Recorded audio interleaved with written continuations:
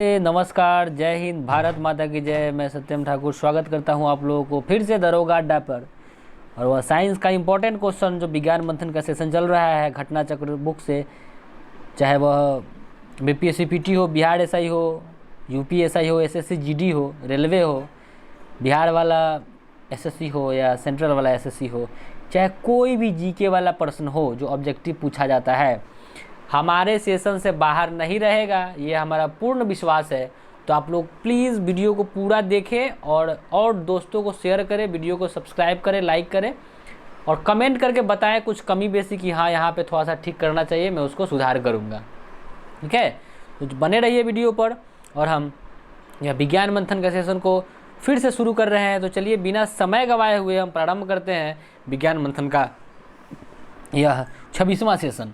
तो चलिए प्रारंभ करते हैं। पहला प्रश्न है, निम्न में कौन सी यांत्रिक तरंग है? तो ध्वनि तरंग को हम यांत्रिक तरंग कहते हैं। एक चीज़ और हमेशा याद रखेंगे भाइयों, जिंदगी में जब तक समय मिला हुआ है उसका सही उपयोग कीजिए। हमको पता है कि बहुत लोगों को हमारा बात से कोई असर नहीं है, लेकिन याद रखना लास्ट में तुमको पछताने के सिवा कुछ नहीं हासिल होगा। जब बैठ के रोना पड़ेगा और जो तुम्हारे हाथ से जब सब कुछ निकलता है, तुम्हारे आँख के सामने से जो तुम सपना सजा के बैठे हो किसी को लाने के लिए, अपनी माँ बाप के सपना पूरा करने के लिए, जब किसी का दादा, किसी का बाबा मरता है, किसी की सपना सजोगे सजोगे मर जाते हैं, उस समय आदमी अपने आप को माफ़ नहीं करता है। जब तुम्हारे आँख के सामने से तुम्हारी प्रेमिका को कोई दूसरा उठा कर ले जाएगा और तुम देखते रह जाओगे, उस समय तुम कुछ नहीं उखाड़ सकते हो किसी का। तो इसी के लिए पागलपन का हद से गुजरना बहुत ज़रूरी है। और किस लिए? अपने सपना को पूरा करने के लिए। अगर तुम पॉकेट से खाली हो, तुम्हारे पास ज़मीन नहीं है, तुम्हारे पास घर नहीं है, कुछ भी नहीं है, लेकिन यह बुक, यह पढ़ाई, यह सरस्वती और यह शिक्षा ही है जो तुमको दुनिया का हर खुशी तुमको दे सकता है। इस चीज़ को हम नहीं बोल रहे हैं, इतिहास गवाह है और इसका कोई तोड़ नहीं है। समझना है तो समझो, नहीं तो लटकले तक गेले बेटा वाला कहानी हो जाएगा। तो चलिए प्रारंभ करते हैं प्रश्न को। पहला प्रश्न है, निम्न में से कौन सी यांत्रिक तरंग है? तो ध्वनि तरंग है। ठीक है, चलिए दूसरा प्रश्न के चलेंगे। दीर्घ रेडियो तरंग पृथ्वी की किस सतह से परावर्तित होती है? तो याद रखेंगे आयन मंडल से। दीर्घ रेडियो तरंग पृथ्वी की किस सतह से परावर्तित होती है? तो आयन मंडल से। अब पढ़ ले थोड़ा सा कि दीर्घ रेडियो तरंगे पृथ्वी की आयन मंडल से परावर्तित होती है। यह मंडल 80 से 400 किलोमीटर की ऊंचाई के बीच स्थित है। यहाँ की हवा विद्युत आवेशित होती है। तीसरा प्रश्न है, बेतार के तार का संपर्क पृथ्वी के धरातल को परावर्तित किया जाता है किससे? तो आइनोस्फीयर द्वारा। फिर से सुनिए, बेतार के तार का संपर्क पृथ्वी के धरातल को परावर्तित किया जाता है आइनोस्फीयर द्वारा, मतलब आयनमंडल के द्वारा। चलिए चौथा प्रश्न है, रेडियो तरंगों की विक्षेपण के लिए वायुमंडल के निम्नलिखित स्तरों में कौन सा स्तर उत्तरदायी है? तो वह है आयनमंडल। समझते चलेंगे। चौथा प्रश्न, रेडियो तरंगों के विक्षेपण के लिए वायुमंडल के निम्नलिखित स्तरों में कौन सा स्तर उत्तरदायी है? तो वह है आयनमंडल। पांचवा प्रश्न देखेंगे, कौन सी तरंगे शून्य में संचरण नहीं कर सकती है? तो वह है ध्वनि तरंगे। ध्वनि तरंगे शून्य में संचरण नहीं कर सकती है। चलिए पढ़ लेते हैं। ध्वनि तरंगों के संचरण के लिए किसी न किसी माध्यम की आवश्यकता बिल्कुल ज़रूरी है। इसी के लिए चंद्रमा पर जब हम जाते हैं तो हमको आवाज़ सुनाई नहीं देता है, इशारा से काम किया जाता है। क्लियर? तो ध्वनि तरंगे निर्वात या शून्य में गति नहीं कर सकती है। यही कारण है कि चंद्रमा पर ध्वनि तरंगों का संचरण नहीं होता है, वहाँ दो व्यक्ति एक दूसरे की बातें नहीं सुन सकता है। छठवां प्रश्न को देखिए, कॉस्मिक किरणें क्या है? तो आवेशित कण को हम कॉस्मिक किरण कहते हैं। आवेशित कण को कॉस्मिक किरण कहते हैं। आवेशित कण को कॉस्मिक किरण कहते हैं। जिस पर आवेश होता है उसको कॉस्मिक किरण कहते हैं। क्लियर? क्या कहता है कि कॉस्मिक किरण विद्युत चुंबकीय स्पेक्ट्रम का भाग नहीं है। ये उच्च ऊर्जा के आवेशित कण हैं जो अंतरिक्ष में लगभग प्रकाश की गति से गमन करते हैं। सातवां प्रश्न, कॉस्मिक किरणों के संबंध में निम्न कथनों में से कौन सा सही है? याद रखेंगे, वे विद्युत चुंबकीय तरंग होती है। क्लियर है? आठवां प्रश्न, पड़ा उच्च आवृत्ति की तरंगें साधारणतः संचारित की जाती है। किससे? किससे संचारित की जाती है? तो अंतरिक्ष तरंगों के रूप में। सुनिए फिर से, पड़ा उच्च प्रवृत्ति की तरंगें साधारणतः संचारित की जाती है किससे? तो इससे अंतरिक्ष तरंगों के रूप में। चलिए नौवां प्रश्न क्या कहता है, दो उत्तरोत्तर श्रृंग या दो उत्तरोत्तर गर्त के बीच की दूरी को हम क्या कहते हैं? तो तरंगदैर्घ्य कहते हैं। फिर से सुनिएगा, दो गो उत्तरोत्तर श्रृंग हो गया या दो गो उत्तरोत्तर गर्त हो गया, दोनों के बीच की दूरी को हम कहते हैं तरंगदैर्घ्य। चलिए 10वां प्रश्न, क्रिस्टल की संरचना जानने के लिए निम्न में से किसका प्रयोग में लाया जाता है? तो एक्स किरण को। क्रिस्टल की संरचना जानने के लिए निम्न में से किसको प्रयोग में लाया जाता है? तो एक्स किरण को। क्रिस्टल की संरचना जानने के लिए किसको प्रयोग में लाया जाता है? तो एक्स किरण को लाया जाता है। चलिए 11वां प्रश्न को देखेंगे। एक रडार जो शत्रु के वायुयान की उपस्थिति का पता लगाता है, तो उसको कौन तो तरंग कहते हैं? तो कर्णातीत तरंगे। एक रडार जो वस्तु के वायुमंडल की उपस्थिति का पता लगाता है, वह क्या प्रयोग करता है? तो वह कर्णातीत तरंग को मतलब वो करता है, प्रयोग करता है। 12वां प्रश्न है, जब समताप मंडल में ओजोन का अवक्षय होता है तो पृथ्वी के धरातल पर पतित विकिरण की तरंगदैर्घ्य कितनी होती है? तो वह हो जाएगा 10⁻⁻7 m। जब समताप मंडल में ओजोन का अवक्षय होता है तो पृथ्वी के धरातल पर पतित विकिरण की तरंगदैर्घ्य कितनी होती है? तो वह हो जाएगा आपका ऑप्शन नंबर बी 10⁻⁻7 m हो जाएगा। चलिए 13वां प्रश्न को जानेंगे, ये थोड़ा सा पढ़ लेंगे आप लोग। चलिए हम भी पढ़ देते हैं। पराबैंगनी विकिरण को उसकी तरंगदैर्घ्य के आधार पर 3 प्रमुख वर्गों में विभाजित किया जा सकता है, UVA विकिरण, UVB विकिरण और UVC विकिरण। तो जानते हैं UVA विकिरण क्या है? UVA विकिरण की तरंगदैर्घ्य 320 से 400 नैनोमीटर तक होती है। यह विकिरण सुरक्षात्मक ओजोन परत से लगभग अप्रभावित रहता है तथा पृथ्वी की सतह पर आसानी से पहुंच जाता है। UVB विकिरण क्या है? 280 से 320 नैनोमीटर की तरंगदैर्घ्य रेंज वाला यह विकिरण आंशिक रूप से ओजोन परत पर अवशोषित किया जाता है, परंतु इसकी कुछ मात्रा पृथ्वी तक पहुंचती है। UVC विकिरण को देखिए, 100 से 280 नैनोमीटर की तरंगदैर्घ्य रेंज वाला यह विकिरण ओजोन परत पर सर्वाधिक प्रभावित होता है। इतना ही जानेंगे, नीचे वाला कैलकुलेशन है। तो चलिए 13वां प्रश्न है, निम्नलिखित में से किस एक प्रकार की तरंग का प्रयोग रात्रि दृष्टि उपकरण में किया जाता है? तो अवरक्त तरंग। सुनिएगा, पृथ्वी कहता है कि निम्नलिखित में से किस एक प्रकाश की तरंग का प्रयोग रात में दृष्टि उपकरण में किया जाता है? तो वो अवरक्त तरंग है। 14वां प्रश्न है, दूर संचार में प्रयुक्त कौन तरंग होता है? तो माइक्रोवेव। दूर संचार के लिए कौन सा तरंग प्रयोग में लाया जाता है? तो उसको माइक्रोवेव कहेंगे। क्लियर। 15वां प्रश्न है, टेलीविजन दर्शक डिश एंटीना प्रयुक्त करते हुए बरसात में उपग्रह सिग्नल नहीं प्राप्त करते हैं, तो काहे नहीं प्राप्त करता है? तो ये जान लेंगे, कुछ दिया हुआ है उसके बारे में। एंटीना छोटा होता है, हमको नहीं लगता है कि यह होना चाहिए।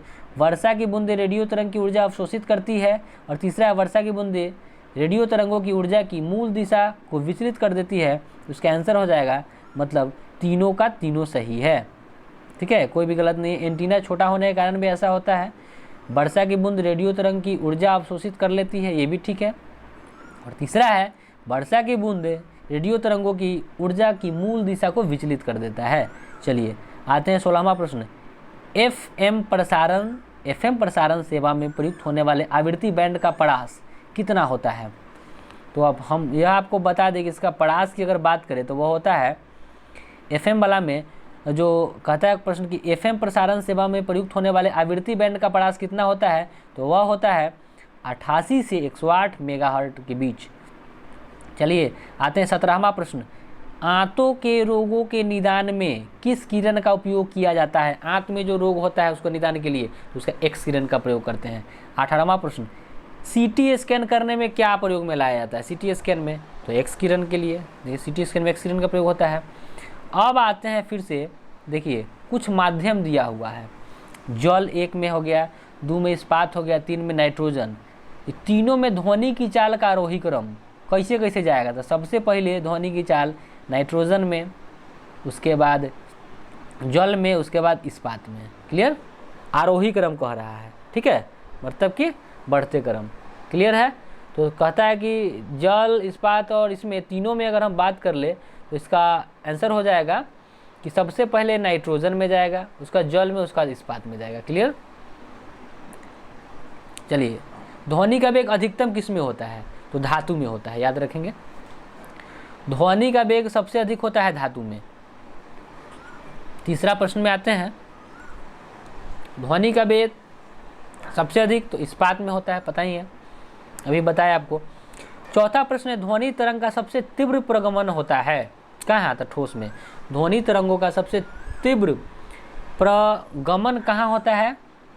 तो गैसों में सबसे ज़्यादा होता है। अब देखिए VA, VW, VS क्रमशः वायु, जल, इस्पात में ध्वनि की गति क्या होता है? तो देखिए सबसे पहले सबसे ज़्यादा जो है वह आपका इस्पात में जाएगा, उसके बाद आपका जल में जाएगा, उसके बाद आपका वायु में जाएगा। क्लियर? चलिए अब आता है छठा प्रश्न, लगभग 20 डिग्री सेंटीग्रेड के तापक्रम पर किस माध्यम में ध्वनि की गति अधिकतम होती है? तो वह लोहा में। 20 डिग्री के तापक्रम पर किस माध्यम में ध्वनि की गति अधिकतम होती है? तो वह हो जाएगा आपका, वह होगा आपका लोहा में। सातवां प्रश्न, तरंग, ध्वनि तरंग क्या होता है? तो ठोस तथा गैस दोनों माध्यमों में चल सकती है। ध्वनि तरंग ठोस और गैस दोनों माध्यमों में चल सकती है। 7 को हो गया। 8वां प्रश्न को देखेंगे, नीचे दिए गए विकल्पों में किसमें ध्वनि आर पार नहीं कर सकता है? तो देखिए निर्वात में ध्वनि आर पार नहीं करेगा, ठीक है। 9वां प्रश्न, ध्वनि तरंगें नहीं चल सकती है कहाँ? तो निर्वात में। 10वां प्रश्न है, म्यूजिक कंसर्ट्स के लिए हॉल की दीवार को ध्वनि का अवशोषण करना चाहिए। म्यूजिक जो कंसर्ट्स के लिए जो हॉल की दीवार होता है उसको क्या करना होता है? तो ध्वनि का अवशोषण करना चाहिए उसमें, ठीक है। चलिए उसके बाद है 11वां प्रश्न, स्पष्ट रूप से प्रतिध्वनि सुनने के लिए परावर्तित सतह और सुनने वाले के बीच कम से कम कितना दूरी होना चाहिए? 16.5 मीटर का फासला होना चाहिए। इस चीज़ को याद रखेंगे हमेशा, एक दूसरे का ध्वनि सुनने के लिए, प्रतिध्वनि सुनने के लिए 16.5 मीटर का फासला होना बिल्कुल ज़रूरी है। अब चलिए अब आता है 12वां प्रश्न कि ध्वनि के स्रोत व परावर्तित सतह के बीच न्यूनतम दूरी कितनी होनी चाहिए? तो आपको हम बता ही दिए, जिससे कि प्रतिध्वनि स्पष्ट रूप से सुनाई दे, वही 16.5 या 17 मीटर होना चाहिए। ध्वनि का वायु में वेग कितना होता है? तो ध्वनि का जो आवाज़ है उसका हवा में वेग की बात करें तो 330 मीटर प्रति सेकेंड होता है, इसको भी याद रखेंगे। 14वां प्रश्न, चंद्रमा के धरातल पर 2 व्यक्ति एक दूसरे से बात नहीं सुन सकता है, इसलिए नहीं सुनेगा, तो ऑप्शन बी सही है कि चंद्रमा पर वायुमंडल नहीं है, चंद्रमा पर वायुमंडल नहीं है। 15वां प्रश्न देखिए, एक अंतरिक्ष यात्री अपने सहपाठी को चंद्रमा की सतह पर नहीं सुन सकता है, तो वही बताया कि ध्वनि का प्रसारित करने का माध्यम नहीं होता है, इसका आंसर यही होगा। 16वां प्रश्न है, कम लंबाई की बांसुरी से निम्न आवृत्ति की तरंगें उत्पन्न होती है। ध्वनि शैलों में से केवल अनुदैर्ध्य प्रत्यास्था तरंगों के रूप में प्रगामी होता है, इसका हो जाएगा केवल दू सही है। कम लंबाई की बांसुरी से निम्न आवृत्ति की तरंगें उत्पन्न होती है, गलत है, लेकिन ध्वनि शैलों में से केवल अनुदैर्ध्य प्रत्यास्थ तरंग के रूप में प्रगामी होता है, ये सही है। 17वां प्रश्न है, प्रासरव तरंग के बारे में कथन पर विचार करना है। ये कीड़ों को नष्ट कर देता है, ये कपड़े से धूल हटाकर उन्हें साफ कर सकती है। अच्छा, तीसरा है, इनका उपयोग बीमारी के उपचार के लिए किया जा सकता है। चौथा है, ये स्वचालित दरवाज़ों को नियंत्रित कर सकती है। इसका आंसर हो जाएगा आपका बिल्कुल सब सही है। प्रासरव तरंग कीड़ा को भी नष्ट करता है, कपड़ा के धूल हटाकर उसको साफ भी कर देता है, इसकी उपयोग बीमारी के उपचार के लिए किया जा सकता है, स्वचालित दरवाजे का नियंत्रित कर सकता है। चलिए अब क्या है, थोड़ा सा इसको पढ़ लेते हैं। ध्वनि तरंगे 3 प्रकार की होती हैं, श्रव्य तरंगे, अपश्रव्य तरंगे और तीसरा होता है प्रासरव तरंगे। तो श्रव्य तरंग की आवृत्ति की बात करें तो 20 HZ से 20,000 HZ तक होता है, जो हम लोग सुनते हैं।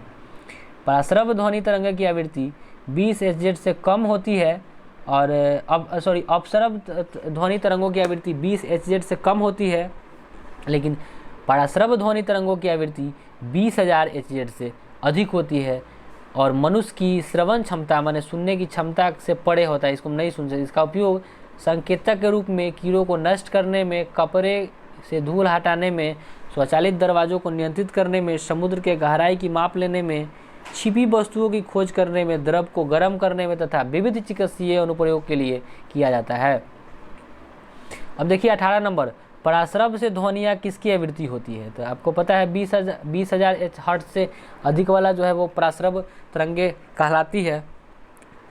19वां प्रश्न है, मनुष्य की श्रव्यता की सीमा 20 हर्ट्ज से 20,000 HZ। इसको हर्ट्ज भी कहे या फिर HZ कहे, एक ही चीज़ है। 20वां प्रश्न, एक जैव पद्धति जिसमें प्रसरव ध्वनि का उपयोग किया जाता है तो हो जाएगा सोनोग्राफी। एक जैव पद्धति जिसमें प्रसरव ध्वनि का उपयोग किया जाता है वह है सोनोग्राफी। एक बार फिर सुन लीजिए, एक जैव पद्धति जिसमें प्रसरव ध्वनि का उपयोग किया जाता है वह है सोनोग्राफी। ठीक है, इसके बारे में थोड़ा सा पढ़ते हैं कि सोनोग्राफी या अल्ट्रासोनोग्राफी चिकित्सीय निदान का एक महत्वपूर्ण साधन है। यह प्रसरव ध्वनि पर आधारित एक चित्रांकन तकनीक है। चिकित्सा क्षेत्र में इसके कई उपयोग हैं, जिनमें से गर्भावस्था में गर्भस्थ शिशु के स्वास्थ्य के बारे में जानकारी की प्राप्ति प्रमुख है। देखिए 21वां प्रश्न क्या कहता है, चमगादड़ अंधेरी रातों में उड़ सकता है और अपना शिकारी भी कर सकता है। इसका कारण है कि वे पराध्वनि तरंगे निकालते हैं, उन्हीं के द्वारा निर्देशित होता है। वे पराध्वनि तरंगे निकालते हैं और उसको उन्हीं के द्वारा निर्देशित किया जाता है, चमगादड़। ठीक है, चलिए 22 नंबर प्रश्न क्या कहता है, हृदय अपस्रव आवृत्ति पर कंपन करता है। ध्वनि की गति गैस में, द्रव में ठोस की तुलना में अधिक होती है। मैक संख्या ध्वनि की गति वर्णित करने में के लिए उपयोग में लाते हैं। प्रसरव ध्वनि की आवृत्ति 20 HZ से अधिक होती है। तो इसका आंसर हो जाएगा 1, 3 और 4 सही है। मतलब हृदय अपस्रव आवृत्ति पर कंपन करता है, बिल्कुल सही है। और मैक संख्या ध्वनि की गति वर्णित करने के लिए प्रयोग में लाते हैं, ये भी सही है। और चौथा हो जाएगा प्रश्न, इसका ऑप्शन सही कि प्रसरव ध्वनि की आवृत्ति 20 HZ से अधिक होती है। तो तीनों सही। एक बार फिर से सुन लीजिए, हृदय अपस्रव आवृत्ति पर कंपन करता है, मैक संख्या ध्वनि की गति वर्णित करने के लिए प्रयोग में लाते हैं, और प्रसरव ध्वनि तरंगे की आवृत्ति 20,000 HZ से अधिक होती है। अब देखिए कहते हैं कि 23वां प्रश्न क्या है कि पराध्वनिक जेट की उड़ान के कारण क्या होता है। तो जेट विमान जब उड़ता है ना तो ओजोन लेयर में बाधा आता है। पराध्वनिक जेट की उड़ान के कारण क्या होता है, तो जैसे ही पराध्वनिक जेट विमान उड़ता है, पराध्वनिक जेट, ओजोन लेयर में बाधा होता है, इस चीज़ को हमेशा याद रखेंगे। चलिए 24वां प्रश्न, कथन देख लीजिए, समुद्र तल के निकट मैक संख्या 1 पर जा रहे वायुयान की चाल की तुलना में 15 किलोमीटर की ऊंचाई पर मैक संख्या 1 पर जा रहे वायुयान की चाल अधिक होती है। फिर से सुनिए कथन क्या कहता है कि समुद्र तल के निकट मैक संख्या 1 पर जा रहे वायुयान की चाल की तुलना में 15 किलोमीटर की ऊंचाई पर मैक संख्या 1 पर जा रहे वायुयान की चाल अधिक होती है। एक ये हो गया। कारण कहता है कि ध्वनि की गति परिवर्तित माध्यम के ताप पर निर्भर करती है। इसका आंसर हो जाएगा डी, माने ए गलत है, आर सही है। ठीक है, कहता है कि समुद्र तल के निकट मैक संख्या 1 पर जा रहे वायुयान की चाल की तुलना में 15 किलोमीटर की ऊंचाई पर मैक संख्या 1 पर जा रहे वायुयान की चाल से अधिक है, तो ये गलत है। लेकिन इसका कारण सही है कि ध्वनि की गति परिवर्ती माध्यम के ताप पर निर्भर करती है। 24वां हो गया। चलिए 25वां प्रश्न क्या कहता है, डेसिबल किसे मापने के लिए प्रयोग में लाया जाता है। तो वातावरण में ध्वनि, डेसिबल को मापते हैं वातावरण में ध्वनि। डेसिबल किसे मापने के में प्रयोग में लाते हैं, तो वातावरण में ध्वनि को। चलिए 26वां प्रश्न क्या कहता है, डेसिबल इकाई का प्रयोग करते हैं ध्वनि की तीव्रता मापने में। क्लियर है, डेसिबल इकाई का प्रयोग किसमें मापने में करते हैं, तो ध्वनि की तीव्रता, ये भी सही है। 28वां प्रश्न, जब दो लोग आपस में बात करते हैं तो कितना डेसिबल ध्वनि उत्पन्न होता है, लगभग 30 डेसिबल। जब दो आदमी आपस में बतियाता है ना तो लगभग 30 डेसिबल ध्वनि जो है निकलता है। चलिए अब जान लेते हैं, फुसफुसाइएगा, अगर कान में कानाफूसी कीजिएगा तो 15 से 20 डेसिबल। साधारण बातचीत 30 से 60 डेसिबल। गुस्सा में गुस्सियाइएगा, अगर खिसिया के झझक के बोलिएगा चिल्ला के, तो 70 से 80 डेसिबल। मोटरसाइकिल मारता है 90 से 95 डेसिबल। कारखाना में 100 से 110 डेसिबल। आर्केस्ट्रा जो है ठुमका मारेगा, डीजे बजाएगा तो वह 110 से 120 डेसिबल हो जाएगा। जेट विमान सबसे अधिक 140 से 150 डेसिबल तक का शोर करेगा। फिर से सुन लीजिए, फुसफुसाहट 15 से 20, साधारण बातचीत 30 से 60, गुस्सा हो गया 70 से 80, मोटरसाइकिल हो गया ट्रक मोटरसाइकिल 90 से 95, उसके बाद आपका यंत्र कारखाना 100 से 110, आर्केस्ट्रा डीजे बजाएगा 110 से 120, जेट विमान 140 से 150। चलिए 29 नंबर, 100 डेसिबल का रॉब का प्रबलता स्तर संगत होगा। यंत्र कारखाने, 100 है तो यंत्र कारखाना का शोर होगा, क्लियर है, 100 है तो कारखाना होबे करेगा। विश्व स्वास्थ्य संगठन के अनुसार एक नगर के लिए सुरक्षित ध्वनि प्रदूषण स्तर कितना होना चाहिए? तो 45 डेसिबल। विश्व स्वास्थ्य संगठन के अनुसार एक नगर के लिए सुरक्षित ध्वनि 45 डेसिबल होना चाहिए। चलिए 31 नंबर को देखते हैं। मनुष्य के लिए शोर की सह सीमा करीब कितनी है? मनुष्य जो है 85 डेसिबल तक सहेगा, ठीक है। इसलिए कभी कभी देखते हैं कि डीजे बजा के सब जो 100-110 से डीजे बजाता है, उसमें क्या होता है कि बहुत आदमी का हार्ट अटैक कर जाता है। आप लोग एक बात गौर किए होइएगा कि जब भी बाजा बजता है तो ये हर जगह, चाहे बाराती हो चाहे कहीं भी दुनिया का, हमको जहाँ तक देखे हैं कि कहीं भी गए तो जहाँ बाजा बजता है ना, ये को बाजा बंद करवाने वाला एगो तैयार रहेगा। वो आएगा उधर से एकदम 100 के स्पीड में, एकदम टेम्परेचर बढ़ले तिरमिराइत मिर्गियाए लाएगा, अरे बाजा बंद करो, बाजा बंद करो, अब बाजा बंद करवाइए देगा। उसका वह ध्यान है बाजा पर, खाली उसको ये है। लड़का सब घुसिया देता है और डीजे बजा के कभी बमका देता है, बमका के बजाता है, खूब गाली देता है, उधर से गरियाता है बड़ा। इसको याद रखेंगे तो मनुष्य जो है 85 डेसिबल से ज़्यादा नहीं सह पाएगा, ठीक है।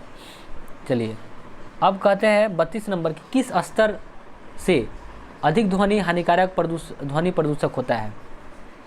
80 डेसिबल से जैसे ही ज़्यादा बढ़िएगा ना, तो ध्वनि प्रदूषण होना प्रारंभ हो जाता है, इसको याद रखेंगे। अब आता है 33 नंबर। देखिए मनुष्य के लिए मानक ध्वनि तो 60 डेसिबल है, 30 से 7 डेसिबल होता है। अब देखिए क्या कहता है। एक मजदूर रेल की पटरी पर कार्य कर रहा था। एक लड़का कुछ दूरी पर अपने कान पटरी पर रखकर जब मजदूर द्वारा की जा रही हथौड़े की आवाज़ को सुनता है तो उसे 2 बार आवाज़ें सुनाई देती है। इसका कारण क्या है? तो आप बताइए इसका कारण क्या है। कहता है कि ध्वनि का वेग इस्पात में वायु की अपेक्षा अधिक है। ध्वनि का वेग वायु में इस्पात की अपेक्षा अधिक है, ठीक है। अच्छा, ध्वनि तरंगे रेल की पटरी के बीच परिवर्तित होती है, इसके कान ध्वनि स्रोतों की दूरिया पर है। तो आंसर ये सही हो जाएगा कि ध्वनि का वेग इस्पात में वायु की अपेक्षा अधिक है, क्लियर है। चलिए तो 35वां प्रश्न है कि जब सितार और बांसुरी पर एक ही स्वर बजाया जाता है तो उससे उत्पन्न ध्वनि का भेद निम्नलिखित में से किसके अंदर के कारण किया जाता है? तो वह केवल ध्वनिकता, ध्वनि गुणता के कारण, क्वालिटी। सुनिएगा, जब सितार और बांसुरी एक ही स्वर बजाया जाए तो दोनों में एक ही स्वर बजेगा, तो दोनों में जो ध्वनि उत्पन्न होता है उसका भेद जो है किसके अंतर के कारण किया जा सकता है? वह है उसके भेद केवल ध्वनि गुणता के कारण करते हैं, ठीक है। चलिए 36 नंबर है कि अनुरणन विशेषतः बड़े गिरजाघर तथा अन्य बड़े भवनों में प्रतीत होती है। कारण है दीवार, छत एवं धरातल के से अप्रवर्त ध्वनि परावर्तन हो सकता है। तो कहता है कि कौन सही है, इसका खोजना है। इसका हो जाएगा आपका, देखिए ये दोनों सही है और ए आर का सही स्पष्टीकरण करता है। देखिए कथन ये कहता है कि अनुरणन विशेषतः बड़े गिरजाघरों तथा अन्य बड़े भवनों में प्रतीत होती है। कारण क्या है कि दीवारों, छत एवं धरातल से अपवर्त ध्वनि परावर्तन हो सकता है, तो ये सही रहा। चलिए अब हम चलते हैं 37वां प्रश्न की ओर। कहता है कि निम्नलिखित कथनों पर विचार करना है। इसमें भी विस्तृत रूप से प्रयुक्त संगीतिक स्वरग्राम जिसे द्विटोनी स्वर संग्राम कहते हैं 7 आवृत्तियों वाला होता है। कहता है कि विस्तृत रूप से प्रयुक्त संगीतिक स्वरग्राम जिसके द्विटोनिक स्वर संग्राम कहते हैं 7 आवृत्तियों वाला होता है। और स्वर सा की आवृत्ति 256 HZ होती है और स्वर नी की आवृत्ति 512 HZ होती है। तो कौन सही है? तो केवल एक सही है। इसको याद रखेंगे कि विस्तृत रूप से प्रयुक्त संगीतीकृत स्वरग्राम जिसे द्विटोनी स्वर संग्राम कहते हैं 7 आवृत्तियों वाला होता है। अब जान लें क्या क्या है। सामान्यतः सभी संगीत पद्धतियों में विभिन्न आवृत्तियों वाले टोन होते हैं और उनकी पुनरावृत्ति होती है। भारत की संगीत पद्धति में 7 टोन एवं उनकी आवृत्तियों हर्ट्ज में इस प्रकार है। सा का 265 है, रे का है 294, गा का है 330, मा का है 349, पा का भी 392 है, धा का 440 है और नी का है 494 हर्ट्ज में। याद रखेंगे। देखिए सा का 256 याद रखेंगे, सा का 256, रे का 294, रे का 294, गा का 330, गा का 330, माँ का 349, माँ का 349, पा का 392, पा का 392, पा का 392, अच्छा धा का 440 हर्ट्ज, धा का 440 हर्ट्ज और नी का 494 होता है। तो सबसे कम की बात करें तो 265 और सबसे अधिक जो नी आता है सारे गामा पाधा नी 494 है, इसको याद रखेंगे। चलिए 38वां प्रश्न, निम्न में से किसकी तरंग लंबाई सबसे अधिक होती है? देखिए रेडियो तरंग की तरंग लंबाई सबसे अधिक होती है, रेडियो तरंग की तरंग लंबाई सबसे अधिक होती है, इसको याद रखेंगे, ठीक है। चलिए अब आता है 39वां प्रश्न, कहता है कि एक टीवी सेट को चलाने के लिए निम्नलिखित में से किस एक का टीवी रिमोट नियंत्रण इकाई द्वारा प्रयोग किया जाता है? तो देखिए रेडियो तरंग, रिमोट जो चलाते हैं रेडियो तरंग के द्वारा, रिमोट चलाते हैं रेडियो तरंग के द्वारा। 40वां प्रश्न, समान टीवी रिमोट कंट्रोल, वही आपका हो गया अवरक्त किरणें। अच्छा एक मिनट, 39 कहता है कि एक टीवी सेट को चलाने के लिए निम्नलिखित में से किस एक का टीवी रिमोट नियंत्रण इकाई द्वारा प्रयोग किया जाता है? तो वह है रेडियो तरंगों के द्वारा, ठीक है। और 40 कहता है कि समान टीवी रिमोट कंट्रोल में उपयोग की जाने वाली तरंगें होती है अवरक्त किरणें, ठीक है। अच्छा इसका पढ़ते हैं थोड़ा सा, इसमें थोड़ा सा कन्फ्यूजन लग रहा है हमको भी। कहता है कि टीवी के रिमोट नियंत्रण इकाइयों में अधिकतम अवरक्त विकिरण का प्रयोग करते हैं, ठीक है, किंतु कुछ में रेडियो तरंगों का प्रयोग करते हैं अवरक्त एवं विद्युत चुंबकीय विकिरण। अच्छा समझ गए। तो चलिए क्या कहता है, कहता है कि टीवी रिमोट नियंत्रण इकाई में अधिकतम अवरक्त विकिरण का प्रयोग करते हैं लेकिन कुछ में रेडियो तरंगों का प्रयोग करते हैं, इसको याद रखो, वही तुम कह रहे हैं। तो अब ज़्यादातर अगर ऑप्शन में अगर अवरक्त किरण है तो अवरक्त किरण ही मारेंगे, अगर नहीं रहेगा तब हम मारेंगे चुंबकीय तरंग को, तब हम मारेंगे रेडियो तरंग को। अगर मान लेते हैं कि ऑप्शन में रेडियो तरंग रहे और अवरक्त विकिरण रहे, दोनों रहे, तो अवरक्त विकिरण ही मारेंगे। चलिए अगला प्रश्न है, टेलीविजन के दूरस्थ नियंत्रण के लिए किस प्रकार के विद्युत चुंबकीय विकिरण का उपयोग होता है? तो अवरक्त, अभी बताए हैं। चलिए कौन सा विद्युत चुंबकीय विकिरण टेलीविजन के दूरस्थ नियंत्रण के लिए प्रयोग में लाया जाता है? तो अवरक्त। चलिए 43वां है, टेलीविजन ग्राही के दूरस्थ नियंत्रण के लिए किस वैद्युत चुंबकीय विकिरण का उपयोग करते हैं? तो अवरक्त हो जाएगा। 44वां है, जब टीवी का स्विच ऑन किया जाता है तो क्या होता है? तो क्या होता है सो जान लीजिए, होता यही है कि श्रव्य और दृश्य दोनों एक साथ शुरू होता है। जब टीवी का स्विच ऑन करते हैं ना तो श्रव्य और दृश्य दोनों एक साथ शुरू होता है, याद रखेंगे, श्रव्य और दृश्य दोनों एक साथ शुरू होता है। 45वां प्रश्न की ओर आएंगे, दूरदर्शन प्रसारण में चित्र संदेशों का संचारण होता है आयाम मॉड्यूलन द्वारा। दूरदर्शन प्रसारण में चित्र संदेशों का संचरण होता है किसके द्वारा? तो आयाम मॉड्यूलन के द्वारा। दूरदर्शन प्रसारण में चित्र संदेशों का संचरण होता है आयाम मॉड्यूलन के द्वारा होता है। चलिए 46वां प्रश्न, टेलीविजन प्रसारण में श्रव्य संकेतों को प्रेषित करने के लिए कौन सी तकनीक प्रयोग किया जाता है? आवृत्ति आरोपण। देख लीजिए 45 क्या था फिर से एक बार, दूरदर्शन प्रसारण में चित्र संदेश करेगा आयाम मॉड्यूलन, दूरदर्शन प्रसारण में चित्र संदेश का संचरण करेगा आयाम मॉड्यूलन।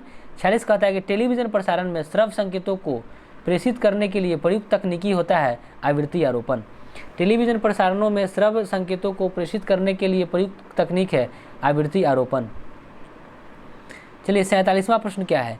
47वां प्रश्न है, इधर उधर भागो मत, रेडियो स्टेशन से 30 मीटर बैंड पर प्रसारण प्राप्त होता है, इस स्टेशन द्वारा प्रेषित वाहक तरंगों की आवृत्ति कितनी होती है? तो 10 MHz। एक रेडियो स्टेशन से 30 मीटर बैंड पर प्रसारण प्राप्त होता है, इस स्टेशन द्वारा प्रेषित वाहन तरंगों की आवृत्ति होती है 10 MHz। फिर से एक बार, एक रेडियो तरंग से 30 मीटर बैंड पर प्रसारण प्राप्त होता है, इस स्टेशन द्वारा प्रेषित वाहन तरंग की आवृत्ति होती है 10 MHz। 48 प्रश्न देखिए, स्टेटमेंट और कारण है, कॉज है। स्टेटमेंट है कि रेडियो तरंगे चुंबकीय तरंग में बंकित हो जाती है। कारण क्या है? कि रेडियो तरंगों की प्रकृति विद्युत चुंबकीय होती है। तो कहता है कि कौन सा सही है? तो इसका है कि ए सही है, आर गलती है। 48वां प्रश्न कहता है कि रेडियो तरंगे चुंबकीय तरंग में बंकित हो जाती है, ये सही है, लेकिन नीचे वाला गलती है। चलिए अब आते हैं, बस यही तो 48 प्रश्न टोटल था, उसमें भी था। तो हम उम्मीद करते हैं कि आपको सेशन काफ़ी अच्छा लगा होगा। और आपको काफ़ी हेल्पफुल है। इसको आप देखें, वीडियो को लाइक शेयर सब्सक्राइब करें, इससे बाहर क्वेश्चन नहीं रहेगा। आप जब परीक्षा हॉल में बैठिएगा ना, तब आपको पता चलेगा कि हाँ सत्यम ठाकुर क्या कहा था, उस समय आपको याद आएगा। और सारा क्वेश्चन हमारे वीडियो से जब देखने को मिलेगा, बहुत जल्द वो समय आएगा, तब तक बने रहिए वीडियो पर और देखते रहिए। विज्ञान मंथन का सेशन, सार संग्रह का सेशन और मॉडर्न हिस्ट्री बहुत जल्द खत्म होने के कगार पर है। अभी गांधीयन एज प्रारंभ करेंगे। चलिए, धन्यवाद।